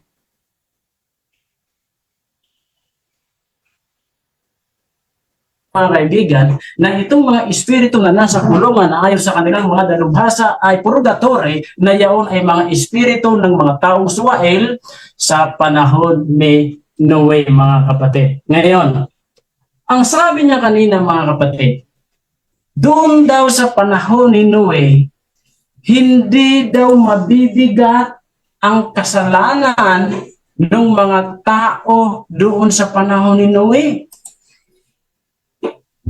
Isipin niyo yun, mga kapatid. Bakit ko po tinatanong? Kasi ang version ng purgatory ng Katoliko, ang mapupunta sa purgatory, yaon lamang may mga maliliit na kasalanan, lesser fault. Yung mga tira-tirang kasalanan, ika nga. Pag grabe na ang kasalanan ayon sa kanilang katekism, mapupunta yan sa impyerno. Pag alangan ka sa impyerno, medyo hindi masyado ang makasalanan, pupunta ka daw sa purgatory. Kaya tinatanong ko, dahil pumunta ka mo si Kristo doon sa sinasabi ninyong purgatory, sa espiritu na nasa bilangguan, yun bang mga espiritu doon? Lesser ba ang mga kasalanan doon ang mabibigat? Sabi niya, hindi mabigat. Isipin niyo, mga kapatid, hindi mabigat. Salungat si Brother Melchor sa talata ng Biblia, sa sinabi ng Diyos. Pakinggan niyo po, Genesis 6:5. Patuloy. Mabigat ba ang mga kasalanan ng mga tao sa panahon ni Noe? Basa. At nakita ng Panginoon na mabigat ang kasamaan ng tao sa lupa. Mabigat o hindi? Mabigat. Sino ang isabi? Ang Panginoon. Pagka si Brother Melchor ang magsabi, hindi raw mabigat. Bakit niya sinabing hindi mabigat? Para hindi niya masira ang aral na natutunan niya sa Catholic Catechism na ang mapupunta lang daw sa purgatorio ay ang mga may tira-tira lang kasalanan, maliliit lang ang kasalanan, hindi mabibigat. Ngayon, nasukol siya, mga kapatid, doon sa kulungan na ayon sa kanilang mga dalubhasa ay purgatorio nang andoon mga espiritu ng mga tao sa panahon ni Noe. Mabigat ang mga kasalanan ng mga tao na yon, mga espiritu na pinuntahan ni Kristo. Sabi sa Genesis 6:5, nakita ng Panginoon na mabigat ang kasamaan ng tao sa lupa at ang buong haka ng mga pag-iisip ng kanyang puso ay pawang masama na lang na parati. At nagsisi ang Panginoon na kanyang nilalang ang tao sa lupa at nalumbay sa kanyang puso. 7.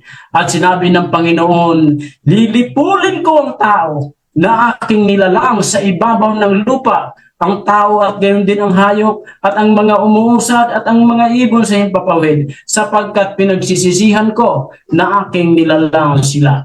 Datapwat si Noe ay nakasumpong ng biyaya sa mga mata ng Panginoon. Mabigat ba ang kasalanan, mga kapatid, ng mga tao sa panahon ni Noe? Mabigat. Kaya nga nilipol Sabi niya, wala pa naman daw 10 utos sa panahon ni Noe kaya hindi mabigat. Mali. Mali. Bakit? Kahit wala pang 10 utos umiiral, may mga tao nang nagkakasala. Kanino? Sa Diyos. Saan sila nagkakasala? Sa katwiran. Anong katwiran ng Diyos? Yung mabuting alam ng tao nung ang tao ay namulat sa mabuti at masama.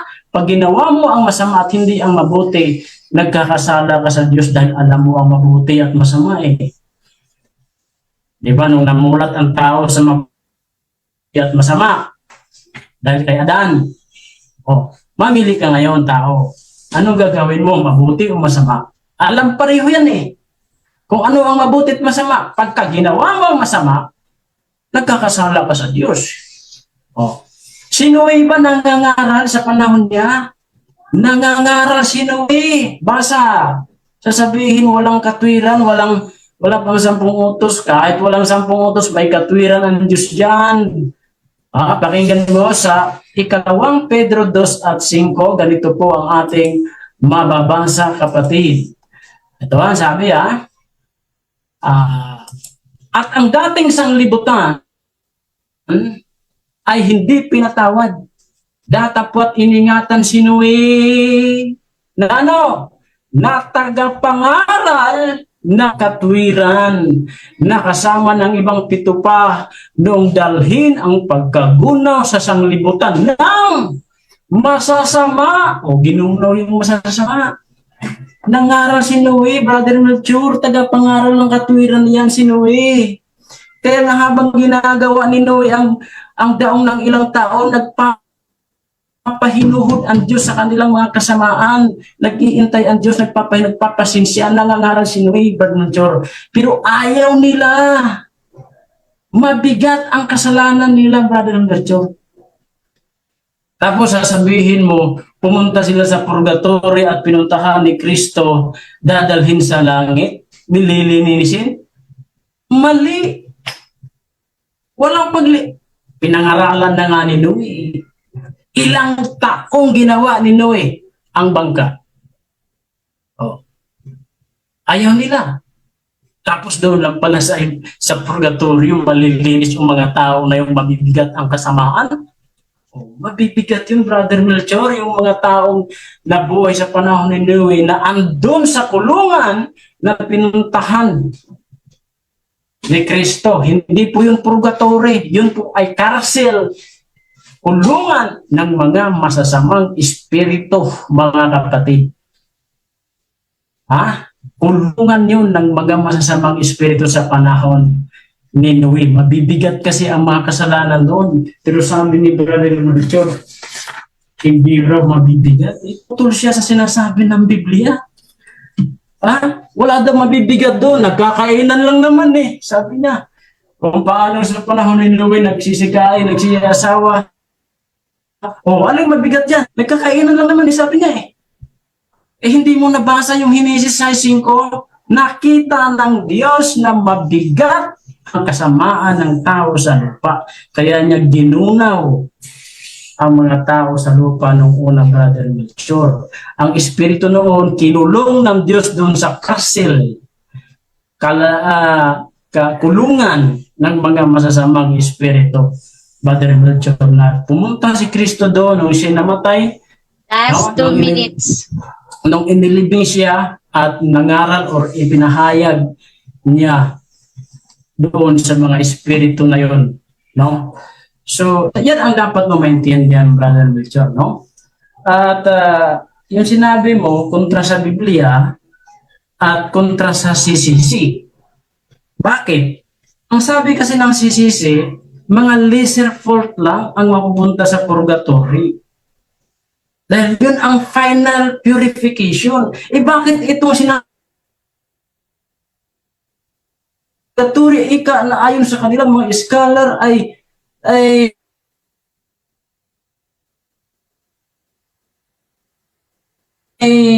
pinuntahan ni Kristo.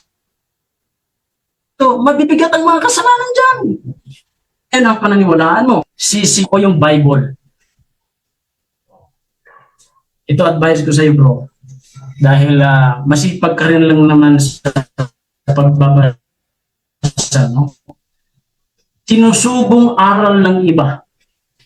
aral ng ibang sikta, yung sariling pag-aaral ng Biblia.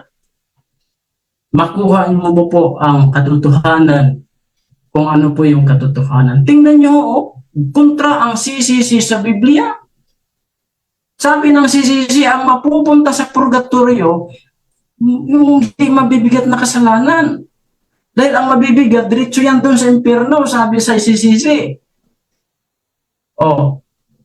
Ang lesser fault lang, mapupunta sa purgatorio. Bakit itong sinasabi niyong purgatorio? Bakit ang nakarating dito sa unang Pedro 3:19? Mabigat ang mga kasalanan nung nakarating dyan. So, ibig sabihin, hindi yan purgatorio. Hindi yan purgatorio. Yan po ay kulungan ng mga espiritu masasama, brother and Melchor. Hindi yan purgatorio, no? Karsil po yan. Yan po ang kinatatakutan ng mga demonyo nung nangaral si Kristo. Time is up. Time is up. Okay, dyan po nagtatapos ang ating negative, no, sa kanya rebuttal. So, Uncle Mel, ready ka na ba for your question and answer question? Okay, Bro Mel, your time start now. Yung sinasabi doon sa binasa mo sa Genesis chapter 6, yung mabibigat na kasalanan ng tao, mga lahi ba yun ni Noah, yes or no? Walang sinabi doon kung yun ay mga lahi ni Noe. Okay. So, Ang sinabi doon, mga tao. Ang sinasabi ng Biblia na mga lahi ni Noe ay yung kasama doon sa 8. Yung So, mga asawa ng kanyang mga anak na 3 at ang kanyang asawa at siya. Yan po ang nasa Biblia. sabi mo, walang binabanggit na tao doon. Kung sinabi, minabasa ako dito sa 5 at nakita ng Panginoon ang mga mabibigat na kasalanan ginamit nito. Iaakyat lang natin sa taas. Ang sabi, ang mga higante ay nasa lupa ng mga araw at ang mga anak na nagsisiping, yung mga anak ng tao. Sabi mo, hindi mo alam, itataas mo lang sa pagpusin. To be fair, Mr. Moderator, mali po ang pagkakuha niya sa aking sagot. Objection. Sabi mo, hindi mo alam kung sino Time yun. stop. Time stop. Sabi mo, hindi mo alam kung sino. Wag po kayo mag-usap. Wait lang po. Kung may mga gusto kayong i-address niyo po sa akin, wag po kayo mag-usap. Mr. Moderator, ito muna ako muna. Sabi niya, hindi niya raw siguro na yun ay wala daw siya siguro. Sabi ko, mali. Ano yan? Wala pong sinabi ko na siguro. Wait lang po. Sige, Mr. Moderator mo. Patapusin ko lang muna si Brother Mel, tapos bigyan kita ng counter-objection, bro. Sige. So, go ahead, bro, Mel. ako? Sabi, tinanong ko, kung yung bang sinasabi daw mabibigat ang kasalanan ay mga angkan, galing sa angkan ni Noah. Sabi niya, hindi raw siya sigurado kasi wala raw tinutukoy na tao doon. Sinabi lang tao. Nung inakyat ko sa taas, merong tinukoy, yun yung mga giants. At saka yung mga anak ng Diyos. Hindi ito yung anghel, yung mga anak ng Diyos na babae ng tao. Kasi yung lahi ni Seth, may tinatawag ditong anak ng Diyos. Sabi niya, wala daw tinutukoy. Meron, no? Kaya unang-una, ang tanong ko sa kanya, meron bang lahi na tinutukoy doon na masasama? Lahi ba yun ni Noah o hindi? Yes or no? Ayan. So, meron ka ba yung counter-objection, bro, Dodds? Go ahead. Ang counter-objection ko, papaliwanan ko lang yung sagot ko. Ang sagot ko kanina, walang sinabi sa Biblia na may kasamang lahi doon na nagamatay si Noe. Dahil ang kanyang naligtas doon, ang sangbahayan ni Noe, yung 8, 3 sa kanyang anak, ang asawa, yung kanyang asawa at siya. Yun ang sagot ko, Brother Melchor. Okay. So ganito. Excuse me. Ang ko kasi sabi niya wala daw. Tinanong ko kung ang mga nandoon ay mga lahi ni Noah, yung mga kasama, yung mga namatay doon, no? Yun ang inaano ko. sinabi niya wala daw binanggit. Pero nung bumasa ako, merong binabanggit yung mga giants nga yung mga nando doon Hindi naman yan mga lahi ni Noah na masuway. Okay. Kaya binabanggit So doon ganito, Uncle Mel, idali na lang natin siya sa, sige, sa sige. conclusion. Sige. So tuloy na natin yung question and answer para umandar po tayo. So, okay, time check tayo, Mars? Okay, meron na lang 5 minutes and 56 seconds.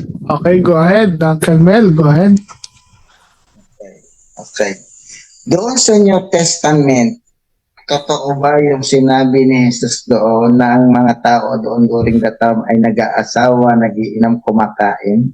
May binanggit ba si Jesus doon na mabibigat yung kanilang ginagawang kasalanan, yung uminom, kumain, mag-asawa? Meron ba binanggit o wala? Litra por litra, wala. Ang sinabi doon, sila ay nagsisikain, nagsisiinom, nagsisitayo, hanggang sa dumating yung baha. Pero yun po ay considered na mabigat. Bakit? Kasi wala silang panahon sa katwiran. Sarili lang ang kanilang iniisip. Busy sila. No? At kung hindi mabibigat yun, hindi sana gugunawin yun, Brother Mil. No? Next Kaya nga question. ginunaw dahil mabigat. Sige po. So kung mabibigat ang kasalanan noon, yung mga bihag doon sa bilanggo, bakit nung bumaba si Kristo sa lupa, sa ilalim ng lupa na yun na sinasabi, na realm of dead, bakit dinala niya ito sa langit? Kung mabibigat pala yun. Sabi nga, di ba, pagka mabibigat, hindi makakapasok sa langit. Kung mabibigat pala yun, ayon sa pangunawa mo, dahil nakabasa ka ng mabigat doon, bakit dinala niya yung mga maraming bihag na yun sa langit kung mabibigat pala yun? Yun lang tanong ko. Bakit dinala yun ni Kristo nung bumaba siya at siya rin umakyat, nagdala ng maraming bihag? Kung yun ay mabigat, bakit niya yung dinala sa langit? Okay. Sagot po, napakagandang tanong, Brother Mil. Si Kristo, hindi po totoo na dinala niya ang mga espiritu nasa bilangguan nung umakyat siya sa langit. Hindi po yan totoo. Wala pong nakasulat sa Biblia na nung si Kristo ay pumasok sa bilangguan ng mga espiritu at umakyat sa langit ay kasama yaong mga espiritu na yon ng mga taong masama sa panahon ni Noe. Wala tayong mababasang ganon. Okay. Yung bihag, sige, tuloy. So sabi mo walang mababasa, doon ako kukuha sa tanong. Sabi dito sa Efeso 4:8 in the following verse, ganito ang sinasabi ng kasulatan. Nang umakyat siya sa langit, nagdala siya ng maraming bihag at nagbigay ng mga kaloob sa mga tao. Anong ibig sabihin, Sanay? Nang umakyat siya, ang ibig sabihin yan ay bumaba muna siya sa mga kailalimang bahagi ng lupa. Ang bumaba ay siya rin namang umakyat sa kaitaasan ng kalangitan upang mapuno ng kanyang presensya ang lahat ng nilikha. Ito ba yung binaba ni Kristo doon sa kailaliman ng lupa na iranala niya ayon sa binasa mo? Ito o hindi? Yes, totoo yan. Si Kristo bumaba doon sa lugar na yon. Pero walang sinabi dyan na nang umakyat siya, ay dinala niya ang mga espiritong suwail noon sa langit, doon sa langit. Ang sabi dyan, nung umakyat siya sa kalaliman, dinala niyang bihag ang pagkabihag. Anong bihag? Anong bihag ito? Hindi po ito mga espiritu. Hindi po ito mga espiritu, mga bihag ito. Bihag ni Satanas, Brother Mil. Si Satanas ay bumibihag yan. Next May question. talata dyan sa Biblia. Sige po. Bihag ni Satanas yan, ibig sabihin na kay Satanas yan. Bakit pa kinabinawi ni Jesus? Na kay Satanas na pala yan. Ganong bihag na pala yan. Bakit? Ibig sabihin, ano ibig sabihin? Sabi mo, bihag yan ni Satanas. Ang tanong ko, kung bihag yan ni Satanas, bakit nakuha pa ni Jesus na dalhin sa langit? Sagot. Bihag? Okay po. Sagot. Hindi po totoo, ulitin ko ang sagot, na yung mga nasa bilangguan ay dinala ni Jesus sa langit. Yung mga bihag dyan na dinala niya sa pagkabihag, hindi po yun yung nasa bilangguan. Yun yung mga tao na bihag ni Satanas, Brother Mil. Yun ang wikang nagkasala ay paalalahanan mo sa harapan ng lahat upang makawala sa silo ni Satanas. Ayun. Namimihag. Mag-ingat kayo. Ang inyong kalaban na Diablo ay naninilo, naghahanap ng masisila. Ayan po, Brother Mil. Ito yung tanong ko. Sabi mo, bihag yan ni Satanas, no? Nandoon, no? Pag sinabing bihag, nakabilanggo, yes or no? Ay, hindi po ako na rin sinagsabi na yung nasa ilalim ng lupa ay bihag ni Satanas. Sinabing bihag ba, nakabilanggo, yes or no? Yung nakabilanggo, hindi po yun bihag. Bilanggo nga eh. Mr. Moderator. Hindi Pag po bihag sinabi yun. kong bihag, nakabilanggo ba yun, yes or no? Hindi. Hindi. Hindi po yun bihag. Iba yung bihag. Nakakulong. Bihag sa nakakulong. No? Kasi yung nakakulong, ibig sabihin may ginawang kasalanan yun, mga masasama yun. No? Noon sa panahon ni Noe. Ngayon yung tinutukoy sa Efeso 4:8, hindi yung nasa kulungan. Yan yung mga tao na wala sa kulungan na bihag ni Satanas. Kasi si Satanas, gumagala yan, bumibihag yan. Last 2 minutes. Next question. Okay, next question. Itong mga tao na sinasabi mong bihag pala ni Satanas yan ay mabibigat ang kasalanan, yes or no? Yung iba dyan na sino lang, yung iba hindi. Mr. Moderator, objection. Yang bihag ni Satanas na yan, mabibigat ba ang kasalanan yan, yes or no? Okay. Ang sagot, pwedeng yes, pwedeng no. Ganito po yan. Walang ganon, categorical yan. Mr. Moderator, walang ganon. Categorical yung tanong ko eh. Categorical question. Hindi po, ang sagot kasi, brother, Mr. Moderator, yes or no. Kasi bakit po? Pwedeng may mabigat, pwedeng hindi. Bakit po? Meron kasi sinasabi sa Biblia, yung nasa apoy na agawin eh. Yung mga nagkakasala, aagawin. Kumbaga, papunta ng impyerno, sabi sa kapatid, agawin, papagbalaki loob. So, ganito. Objection. Hindi naman ako nagtatanong doon sa agawin sa apoy eh. Dito ako nagtatanong sa ano eh. Yung mabibigat na kasalanan eh. Hindi ko naman tinatawag yung iba agawin sa apoy, no? Yung iba ganyan, no? Nasa first gen din yun. Hindi naman yun. Ang ginagamit ko yung nasa Efeso. Ang tinatanong ko doon, yung bang bihag ni Satanas na yan, mabibigat ba ang kasalanan yan? Yes or no? Categorical question. Dapat mamimili dyan. Hindi parehong categorical tapos dalawa yung sagot. Kaya nga, categorical eh. Okay, for the sake of argument, yes, mabibigat yan. Okay, bakit po? Ito ang paliwanag. Pagka ang isang tao ay silo ni Satanas, ang ginagawa diyan ay kalooban ni Satanas. Sabi ni Kristo, kayo'y sa inyong amang Diablo, at ang kalooban ng inyong ama ang nais ninyong gawin. Mabibigat yan. Kapatid. Nung si Kristo ay nabuhay na mag-uli, no? Next question. Okay. Sige. Yung sa chapter 4:8 na mabibigat pala yung kasalanan niyan. Tanong, dinala niya ito sa langit. He ascended on high, sabi, no? In heaven, dinala niya sa langit, sabi lang. Nagdala ng maraming bihag, no? Mabibigat yung kasalanan. Makakapasok ba ang mabibigat na kasalanan sa langit? Yes or no? Gaya sinabi mo mabibigat yun. May mabibigat na kasalanan na makapapasok sa langit? Yes or no? Yung mga bihag dyan na tinutukoy sa Efeso 4:8, Time is up. Time is up. Time is up. Yan, time. Time is up. Technical muna bago sumagot. Time na. Masaya. So, yun. sige, sasagutin ko, bro. Okay lang. Sige. Time na. Hindi, okay lang. Tingnan natin kung yes or no lang. Okay lang, Brad Director? Oh. Ay, Sige. sige. Yung mga bihag dyan nang umakyat si Kristo sa langit, yun yung mga bihag ni Satanas na nabihag niya. Dinala niyang bihag ang pagkabihag. Diba? Bakit niya dinala ang bihag? Kasi nung nagtagumpay siya sa kasalanan, tinubos niya sa kamatayan, nung nagtagumpay siya, nabuhos ang kanyang dugo, yung bihag ni Satanas ng mga sumampalataya sa kanya, ay dinala niya yung bihag.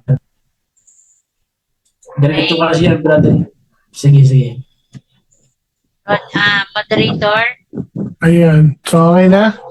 So, sige, doon na tayo sa 5 minutes conclusion. So, ready ka na ba sa 5 minutes conclusion, brother Dods? Sige po. Ako po ang... okay. Mm. So, Brother Dudes, your time start now for 5 minutes. Okay, salamat po, Mr. Moderator, timer, no? So, kay Brother Melchor, napakaganda ng aking usapan, napakabait ngayon, walang taasan na to, no? Pwede pa lang ganito no?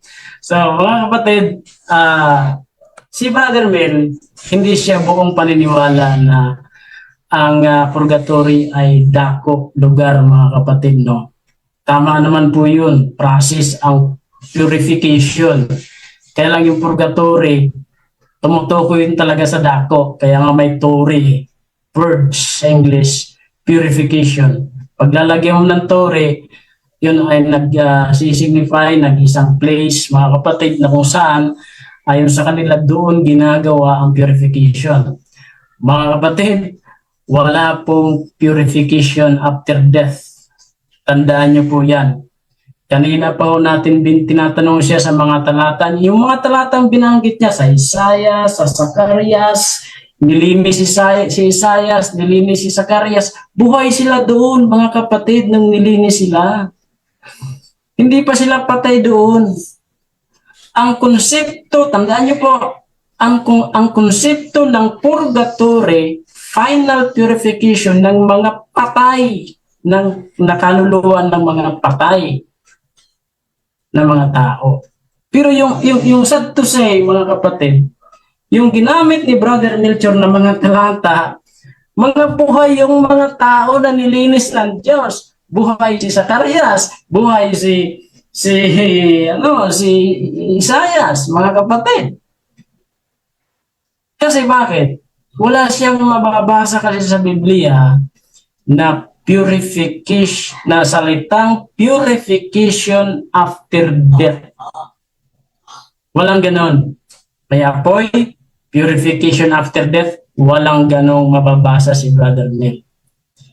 Inihintay kong basahin niya yung unang Corinto 3, 11, 14 hanggang 15 niya binasa. May apoy daw doon na sa pamamagitan ng apoy ililigtas. Yung apoy na tinutukoy, mga kapatid, na magliligtas, yun po ay sumisimbolo sa pagsubok, mga kapatid. Ang apoy doon sa unang Corinto 3:11, apoy na pansubok, hindi panlinis, mga kapatid. Tingnan nyo ho, datapwat sino man sa 14. Kung ang gawa ng sino man ay manatili na kanyang itinayo sa ibabaw ni Aon, siya ay tatanggap ng gagantihan. Kung ang gawa ng sino man ay masunog, ay malulugi siya. Ngunit siya sa kanyang sarili ay maliligtas, gayon may sa tulad sa pamamagitan ng apoy. Sa purgatory po ba ito? After death po ba ito? Hindi po. Bakit? Ang apoy ang susubok sa gawa ng sino man, mga kapatid. So yung apoy na yun ang pagsubok sa mga gawa. Doon sa kabilang buhay, wala na ho tayong gawa doon. Hindi na masusubok ng apoy ang iyong gawa dahil wala ka ng gawa, mga kapatid. Ang gawa ng bawat isa ay mahayag sapagkat ang araw inihahayag at ang apoy rin ang pagsusubok sa gawa ng bawat isa kung ano iyaon. So mga worker sa iglesia, huwag kayong magtayo sa ibabaw ng batong Kristo na saligan ng iglesia na ang pinagsaligan ng inyong pagtatayo ay bato, dapat kung ang sino may magtayo sa ibabaw ng pinagsasaligan ito ng pilak, mahalang ng bato, ito yung diyame. Ang gawa ng bawat isa mahayag susubukin ng apoy. So yung apoy na yun ay pagsubok Last 1 mga kapatid. Nasa unang Pedro, binanggit ko lang to kasi hindi naman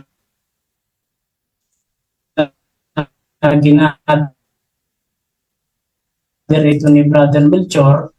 So babang kapatid ay ang pagsubok sa ating pananampalataya. Unang Pedro 1:7, upang ang pagsubok sa inyong pananampalataya na lalong mahalaga kaysa ginto na nasisira, bagamat ito'y sinusubok sa pamamagitan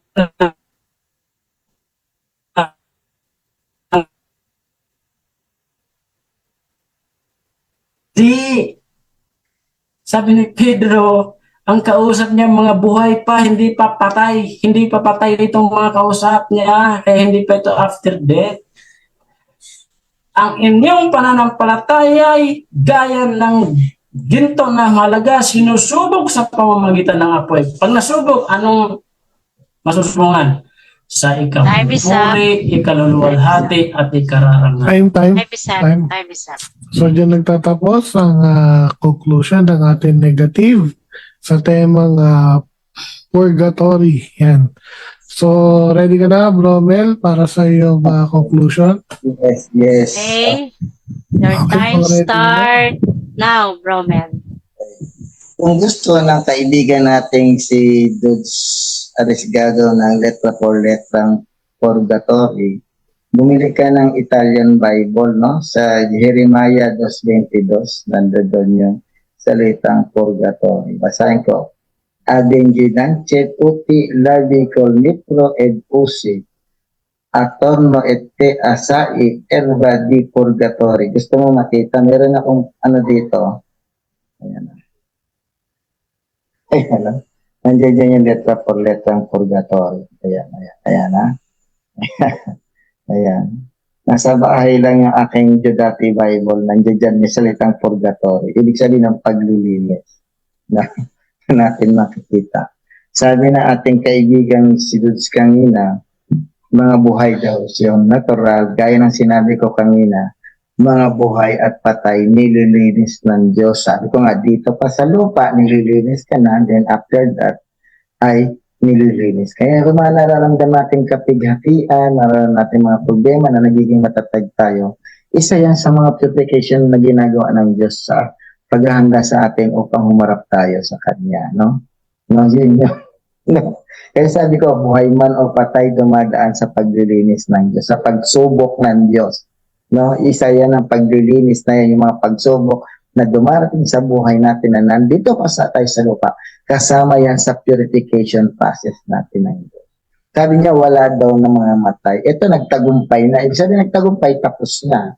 At sabi rito, at sinabi niya sa akin, pahayag 7:4, no? 7. At sinabi niya sa akin, sila ang mga nagtagumpay. Tapos na to. Sa gitna ng matinding katighatian, nilinis nila at pinaputi sa dugo ng kordero ang kanilang damit. Sabi nga dito, nagtanong, Ginoo niya, tinanong ako na isa sa mga Pinoy, sino ang mga taong nakadamit na puti at saan sila nanggaling? Ginoo, kayo po ang nakaraang sagot niya. Sinabi niya, sila ang mga nagtagumpay at nilinis nila. Nilinis nila at pinaputi sa dugo ng kordero ang kanilang damit. Sila ay mula sa bawat lahi, wika, lipi, na nakaharap sa trono ng Diyos at may hawak-hawak na mga palaspas. Nilinis na sila. Sabi na, buhay kang nilinis sa trono ng Diyos. Ang dami mula sa bawat lahi, wika, lipi at mga bansa na nakadamit ng puti at may hawak na mga palaspas. Nandoon yung mga pinaputi sila ng dugo ng kordero. That is a purification process, no? Ganyan, sabi mo, wala. Meron. Tapos natin, nagtagumpay ka rin. Nagtagumpay, tapos na yung pakikipaglaban nila dahil dumaan na sila sa mga pagsubok na tanda na kung saan kasama yon sa purification fast.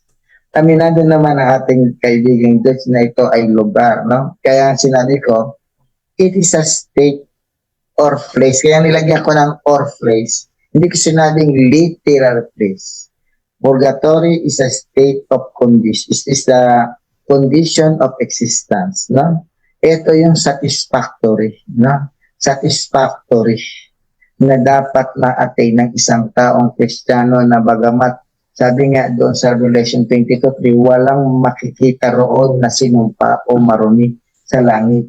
Tapos, yung sinabi na ating kaibigan, yung Efeso 4:8 daw, ay mabibigat daw yung kasalanan. Pero, sinabi niya, mabibigat yun. Pero dinala ni Jesus sa langit. Wala nga makikita ng isinumpa doon. Tapos, dadalhin mo yung mga mabibigat yung kasalanan sa langit.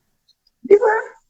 Mag-isip-isip tayo. Sinabi niya, mabibigat yung kasalanan nung nandun doon, yung mga nakabinihag ni Satanas na yun dahil binihag na. Pero nagawa pang dali ni Kristo sa langit. Kung mabibigat yun, sabi nga ng Revelation, walang makikita o masusumpangan doon ng mga isinumpa o marumi.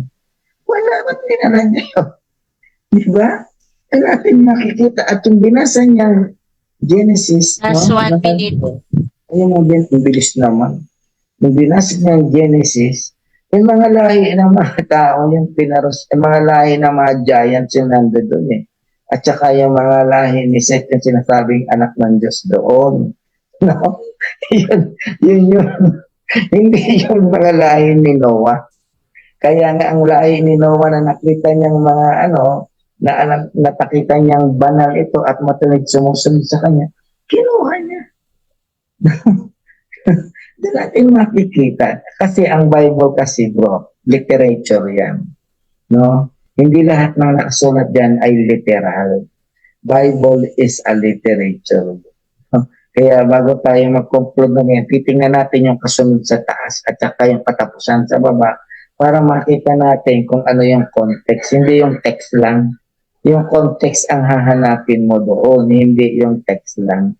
Ganun po ang pag-aaral at pagkauna sa Bible. If there's a text, there is a context. No? Kaya nga sabi ni Jesus, kapag ka ikaw, basahin Okay, natin, time is up. hindi ka makalalabas doon hanggat hindi mo nababayaran ang kaliit-liit. Time is up.